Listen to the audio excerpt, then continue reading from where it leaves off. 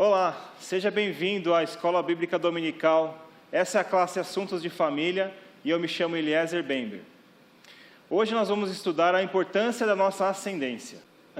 O motivo dessa lição hoje, na verdade, na semana passada estava voltando de um trabalho e passando ali no viaduto, parte da fundação, da faculdade da fundação ali, e eu vi uma cena que mexeu muito comigo. Eu vi duas viaturas da polícia do Garra tirando aqueles moradores debaixo do viaduto, e o meu carro ficou de frente com uma senhora chorando. E essa mulher estava chorando muito, e aquilo mexeu muito comigo. E me fez lembrar de uma mulher também que chorou, sofreu muito. E nessa semana a gente vai estudar a família de Noemi. Antes de começar essa aula, eu gostaria que, como num domingo de manhã, sentado numa classe dominical, que a gente abrisse aí um tempo para o louvor a Deus. Então eu separei para nós um louvor muito especial da minha época, talvez da sua também. Espero que você aproveite aí alguns minutos.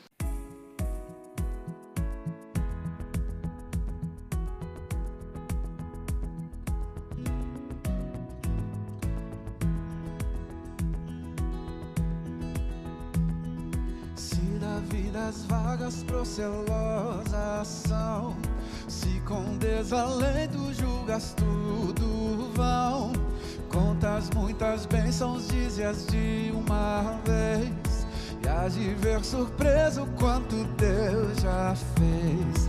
Conta as bênçãos, conta quantas são, recebidas da divina mão. Uma, dize-as de uma vez, e hás de ver surpreso quanto Deus já fez. Quanto Deus já fez, quanto Deus já fez. Tens acaso mágoas, triste é teu lidar, é a cruz pesada que tens de levar. Contas muitas bênçãos, não duvidarás, e em canção alegre os dias passarás. Conta as bênçãos, conta quantas são, recebidas da divina mão. Uma, dize-as de uma vez, hás de ter surpreso quanto Deus já fez. Quanto Deus já fez, Quanto Deus já fez. quando vires outros com seu ouro e bens, lembras que tesouros prometidos tens. Nunca os bens da terra poderão comprar a mansão celeste em que tu vais morar.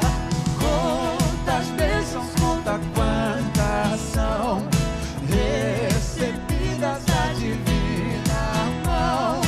Uma, dize-as de uma vez, e hás de ver surpreso quanto Deus já fez. Conta as bênçãos, conta quantas são, recebidas da divina mão. Uma, dize-as de uma vez, e hás de ver surpreso quanto Deus já fez. Essa semana, Quanto Deus já fez. conta as bênçãos do Senhor. Quanto Deus já fez. Conta quantas são e conta para todo mundo. Amém.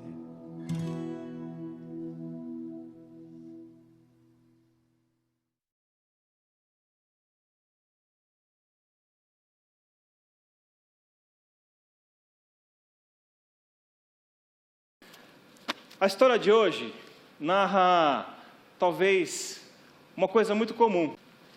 Para quem não lembra daquela história que o presidente Temer teve o seu sigilo telefônico quebrado, e assim começaram a falar a respeito da JBS. Tem que dar comida para os passarinhos para ficar quieto.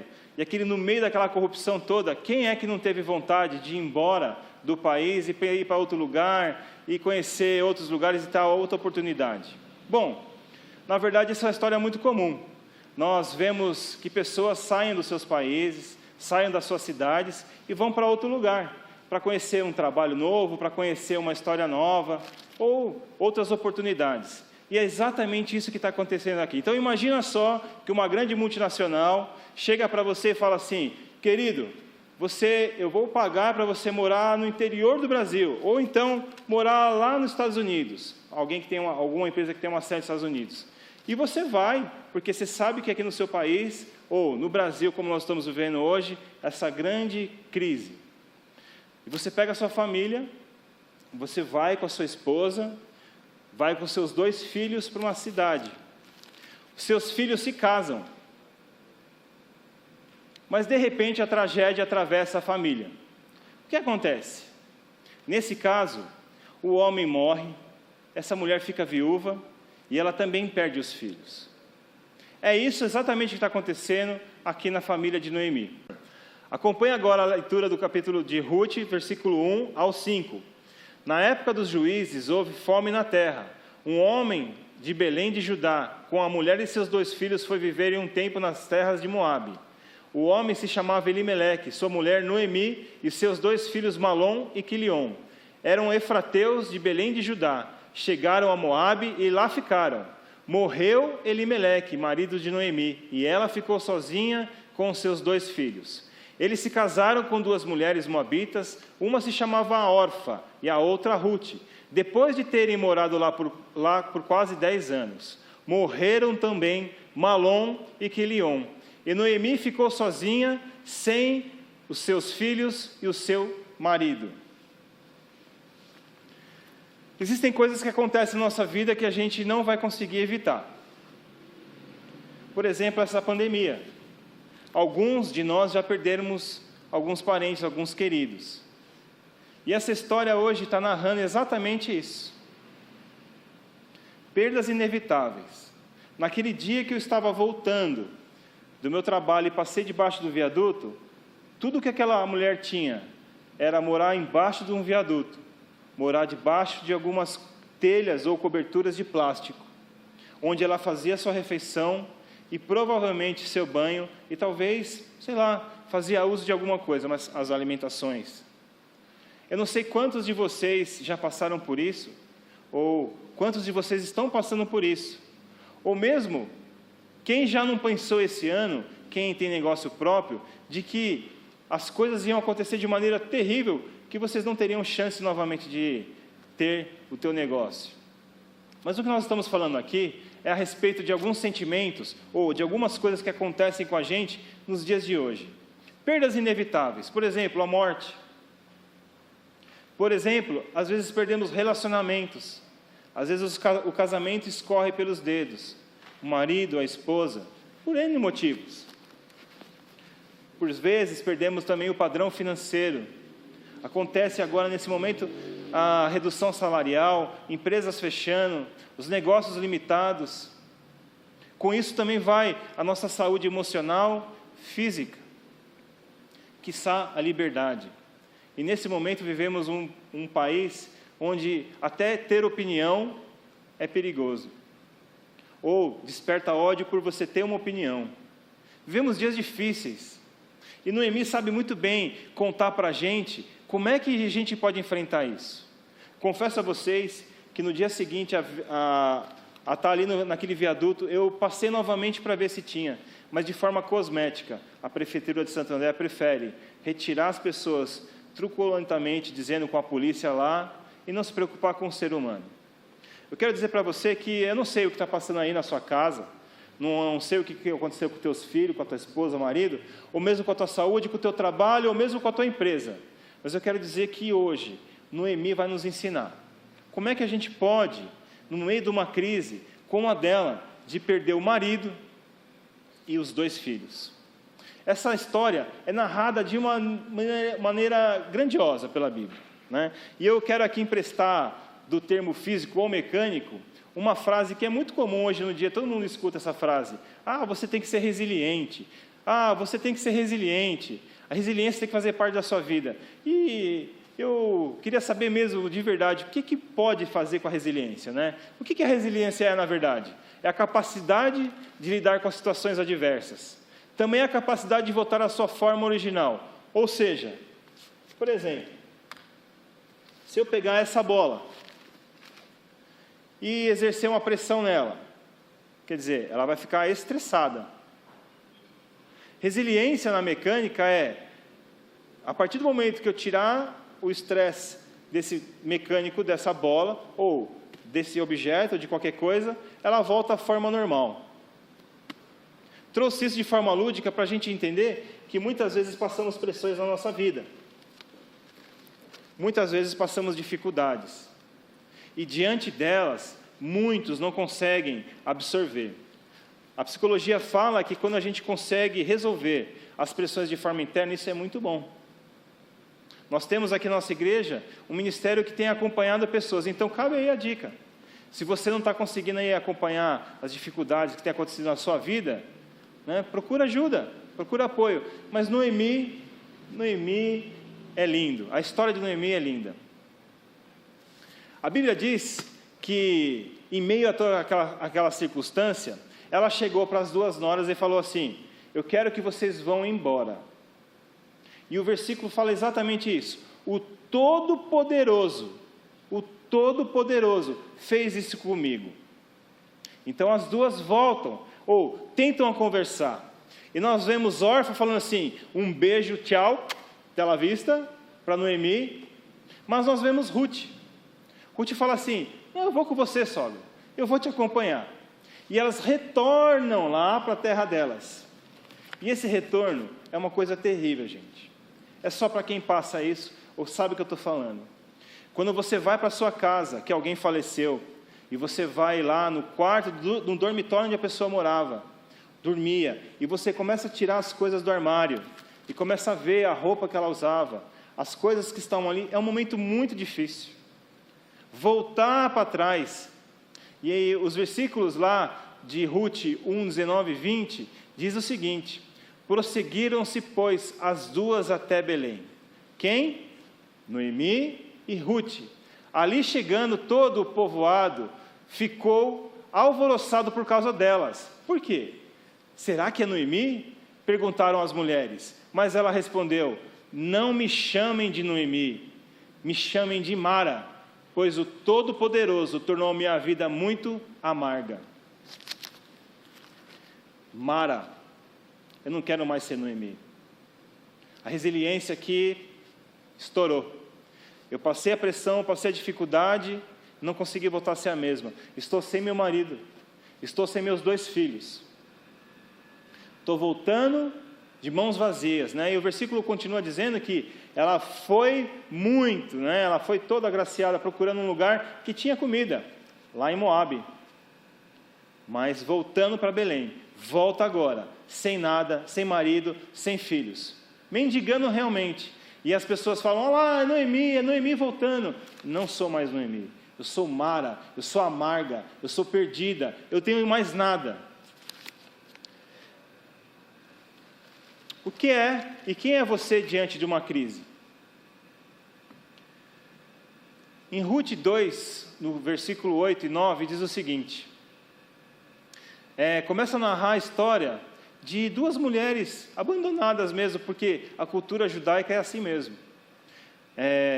Eles não tinham tido os filhos, né, netos, então Noemi realmente não podia desejar outra coisa. E as 2 voltam lá para a terra lá de onde eles estavam, e Ruth começa a querer trabalhar, a querer buscar a solução. E Ruth sai no campo e começa a buscar os respigos, né? E para quem não sabe da cultura judaica, é justamente isso.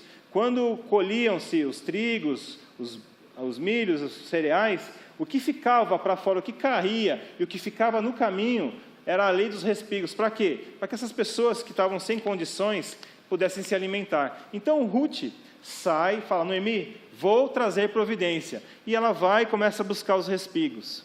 E aí ela começa uma história diferente. Versículo 8 diz assim: disse então Boaz a Ruth: ouça bem, minha filha, não vai colher em outra lavoura, nem se afaste daqui, fique com as minhas servas. Preste atenção, os meus homens estarão ceifando, e vê atrás de vocês moços que vão colher. darei ordem a esses rapazes para que não toquem em você quando você tiver sede, beba da água dos potes que os rapazes encherem. Diante da crise, o que é que você faz? Se você fosse Noemi, ou se você fosse essa família que eu estou citando, que saiu do lugar da terra natal, que foi buscar provisão, entendendo que vai ter um melhor negócio, mas de repente tudo se perde. O que é que você faria?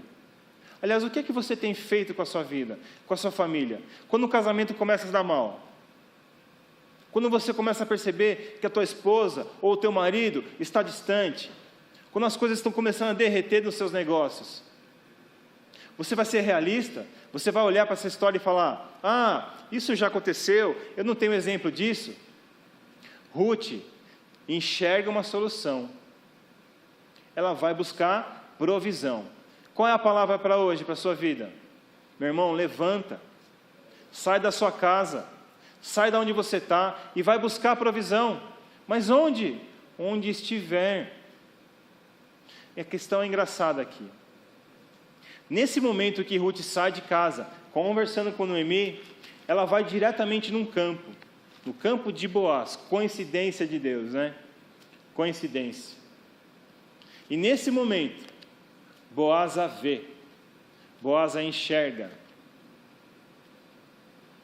Então é isso, vamos levantar, vamos buscar. A história vai narrando algumas coisas interessantes. A primeira delas é uma relação que é pouco comum hoje, né? Uma nora e uma sogra. Normalmente nora e sogra não se dão bem. Não é o meu caso, por exemplo. Minha sogra é um doce. Tem gente que fala mal da sogra. A minha é uma segunda mãe. E a minha esposa se dá muito bem com a minha mãe. Então elas se dão muito bem. Nós moramos juntos durante um tempo que nós não tínhamos quase nada. Ficamos na mesma casa e ela foi tratada como filha. A Bíblia fala que Deus se manifesta nas relações. O que é que a gente pode fazer com as nossas relações? Ruth voltou para casa, contando para Noemi. E a Bíblia, ela vai narrando, dizendo que quando Boaz viu Ruth, ele encheu ela de sacolas, de comida, de provisão. E aí eu queria dizer para você o seguinte: imagina você, viúva, filha de uma outra terra estranha, eles eram de Moabe, voltando para casa cheia de sacola. O que é que a tua sogra vai falar? O que é que aconteceu? O que é que aconteceu? Noemi volta e pergunta para ela: Ruth, você foi em terra de quem? Ela fala: olha, hoje eu conheci um rapaz, um moço, como ele se chamava? Boaz. Não me fala, Boaz? Não me fala isso. Mas por que, sogra? Porque Boaz é o teu remidor. Como assim, remidor? Aí é uma coisa engraçada da cultura judaica. Quando um homem não deixava descendência, ele tinha o seu remidor, que era o parente mais próximo. Aí é legal. Recomendo demais, nessa semana, vocês lerem o livro de Ruth. É emocionante. Veja só o que a sogra fala. A sogra fala assim: Ruth, amanhã você coloca uma melhor roupa que você tem, você se perfuma e vai para o campo de novo. E aí Ruth vai novamente para o campo e volta cheia de sacola, cheia de presente. E elas começam a tramar um plano. Olha, o Boaz é teu remidor, mas ele tem que acontecer alguma coisa. Olha só que engraçado. As duas perdidas e elas entendendo o que está acontecendo. Noemi fala assim como um conselho fatal: Ruth, está chegando a hora da colheita. E aí, a gente sabe que eles vão comer e vão se alegrar. A gente sabe que a Bíblia fala que quando vai se alegrar, na verdade ela está dizendo o quê? Que aquele cara vai beber, quer dizer, vai tombar, e aí você tem que aproveitar esse momento. Aproveitar como? Ela vai, descobre os pés, se aquece nos pés de Boaz, e quando ele acordar de madrugada, se der conta, ele vai falar: quem é você? E é exatamente isso que acontece. Ruth sai de casa a conselho de Noemi. Fica escondida. Vê Boaz comer, bebeu, tombou no celeiro. Quando ele tomba no celeiro, ela vai lá, deita nos pés dele. E a Bíblia fala que ele acorda de madrugada e fala, ele está chapado, ele não sabe o que está acontecendo. Ele fala, quem é você? Ela fala, eu sou Ruth. Ele fala, Ruth, é você? E aí fica aquele momento apaixonante. O que acontece? Ruth sai de lá, volta para Noemi e fala, Noemi, aconteceu assim, assim, assim. Exatamente como está acontecendo. Meu irmão, se alguém está dando um conselho para você e essa pessoa é de Deus, faça. Olha só, quando Ruth contou o que estava acontecendo com Noemi falou assim, já era, esse cara está no papo, ele não vai dormir enquanto não fazer as coisas acontecer. E engraçado, é exatamente isso que acontece. Porém, tinha um problema. Sabe qual é o problema? Para ele ser o remidor, ele tinha que ser o parente mais próximo, mas ele não era. Tinha um outro carinha no meio do caminho. E aí ele falou, esteticamente falando, ele falou assim, vamos resolver esse problema. Ele ficou na porta da cidade, esperando o parente mais próximo entrar. E aí a palavra de Deus fala que é o seguinte, para você não quer dizer, você não quer essa situação, ele como remidor, você tinha que fazer uma atitude. E essa atitude era bem esquisita. Também está descrita lá no livro de Obadias, quando Deus fala que pega o sapato para os edonitas, né? Ele fala, eu não quero vocês. É exatamente isso. Imagina só, uma viúva sendo rejeitada também pelo seu primeiro remidor. Só que nós tínhamos um plano para acontecer aqui. E é exatamente isso que acontece. O rapaz tira o sapato, como eu estou fazendo agora, e ele joga lá, como símbolo, olha, eu não quero a Noemi. Mesmo sabendo que tem um campo, que está lá, por quê? Boaz foi esperto, ele falou, olha, tem as terras de Elimeleque, que são maravilhosas, porém, tem Noemi e tem Ruth, você vai ter que arcar com o custo. Mas ele já estava apaixonado por Ruth. E é exatamente isso que acontece. A Bíblia narra que Boaz vai com o sapato, com a sandália do rapazinho e dá na mão de Ruth e fala, você é minha, você é minha. Voltando no meu slide lá. Não perca seus valores. Quem é você? Seja leal. Seja leal. A tua história não acabou. Acredite que tua história terá continuidade. E uma coisa interessante. Viva a realidade com fé. Não deixe de acreditar nisso. De repente, tudo estava perdido, mas de repente, no meio do trabalho, no meio da conquista, aparece e acontece alguma coisa na sua vida. É exatamente isso. Boaz é o remidor. E ele é uma figura de Jesus Cristo na nossa vida. Ele assume a nossa situação. Ele paga o preço. Ele não considera a nossa história passada. E ele age com generosidade. Ele agrega a nossa árvore genealógica. É exatamente isso que acontece. Quem é que pagou o preço pelos nossos pecados? Quem é que não considerou a nossa história passada? Quem é que age com generosidade?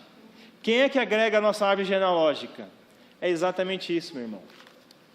Essa é uma história daquelas que a Bíblia conta ou narra de uma maneira, não como se fosse um livro de autoajuda. Apesar de ter momentos que a gente podia falar assim aqui, e pegar a Bíblia e falar assim, lê no livro de Ruth e falar assim, se você vai arrumar um emprego, faça como Ruth, se arrume, se perfume, conheça a pessoa com quem você vai trabalhar, mas nós estamos vendo um relacionamento aqui.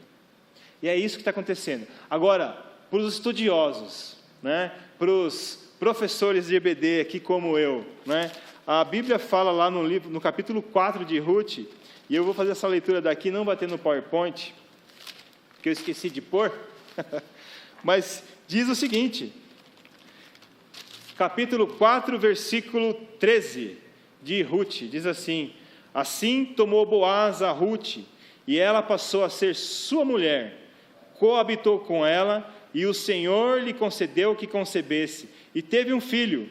Então as mulheres disseram a Noemi, seja bendito o Senhor, que não deixou hoje de te dar um neto, que será o teu resgatador, e seja afamado em Israel o teu nome. Ele será seu restaurador e teu consolador à tua velhice, pois a tua nora, que te ama, o deu à luz, e ele tinha melhor que 7 filhos. É isso aí.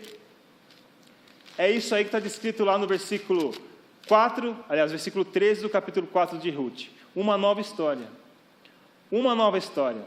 Deus escreve uma nova história, com histórias que estão completamente destruídas, ou então completamente impossíveis de acontecer. Sabe por quê?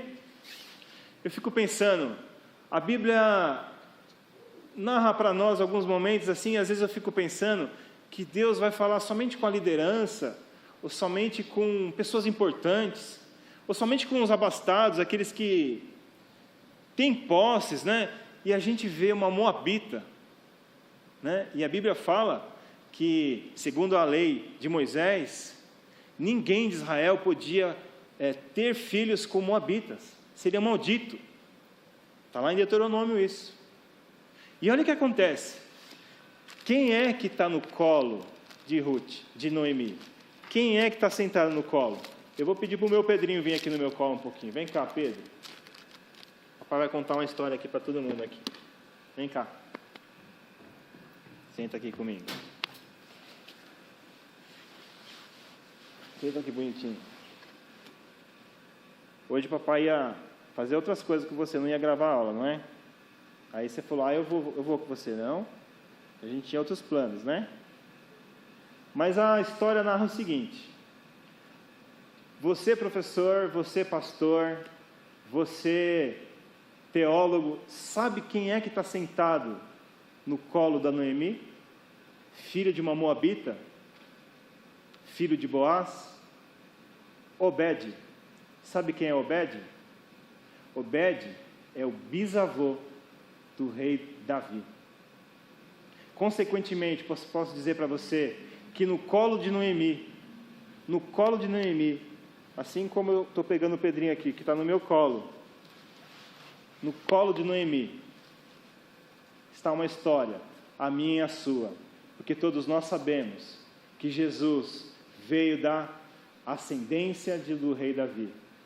Deus usa histórias malucas, Deus usa histórias mortas, de pessoas que morreram, que se perderam, que se achavam amarga, e Deus transforma novamente essas coisas. Pedrinho, agora a lição de casa, né? A gente não treinou, né? Você está me olhando? Já falei que eu te amo hoje? Já? Você já falou isso para o teu filho hoje? Você já falou que filme que ele gosta de ver? Eu sei que filme que você gosta de ver. Lucas Neto. Não é Lucas Neto? Eu errei? Mas ele fez uma pergunta outro dia para mim. Eu particularmente não gosto do Lucas Neto. Eu acho o Lucas Neto meio pesado. Mas ele perguntou assim para mim: por que você não gosta do Lucas Neto? Eu tenho que saber por que eu não gosto. Não posso responder qualquer coisa, né? Mas pelo menos eu sei que o time que você torce é o São Paulo, né? Mas eu já perguntei pra mãe, se ela disse que ele se acha. Ele se acha, é isso. Gente, eu não posso deixar de falar uma coisa. Todo mundo lê o livro de Ruth quando vai num casamento, quando vai falar de um homem ou uma mulher. Mas, num tempo de crise, quem é que a gente pode ter do lado? Quem é que a gente quer estar do lado? Nessa nova história que a Bíblia se revela através do livro de Ruth, você não gostaria de ter uma Ruth do lado? Uma pessoa que fala assim: o teu Deus é o meu Deus. Porque aonde quer que você for, eu vou. Não é isso que diz a Bíblia? E aí eu queria ler com vocês. Porque apesar desses versículos serem usados num matrimônio, na verdade, é assim que diz a Bíblia. E aonde quer que você for, eu irei. E aonde quer que pousares ali, pousarei eu. O teu povo é o meu povo. O teu Deus é o meu Deus. E aonde quer que morreres, morrerei eu também, e serei ali sepultado. Faça-me o Senhor o que lhe bem aprover, senão outra coisa, que não seja a morte a me separar de ti. É uma nora falando por uma sogra, não é um homem falando por uma mulher. Mas isso são pessoas, são relacionamentos. Então está na hora de você olhar para o teu esposo, para o teu filho, separar um tempo para ele. Está na hora de você olhar para a tua mulher e falar: o teu Deus é o meu Deus, o teu povo é o meu povo. Isso faz todo sentido e faz toda a diferença. Eu espero que você possa ter um tempo de família melhor, e que essa lição ela possa entrar no teu coração, e você possa retomar comigo aí nos últimos slides.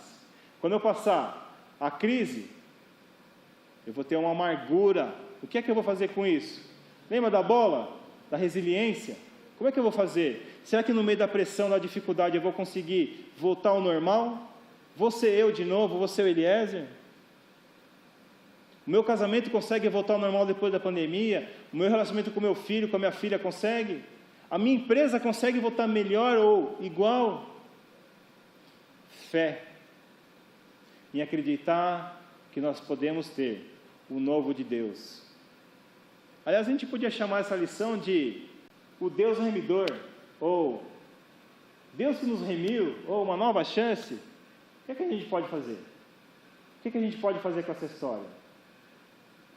Só sei de uma coisa: se você confiar no Senhor teu Deus, se ajoelhar e buscar a face dele e sair para trabalhar, ele vai dar uma nova estratégia para você, e você vai sair disso em paz.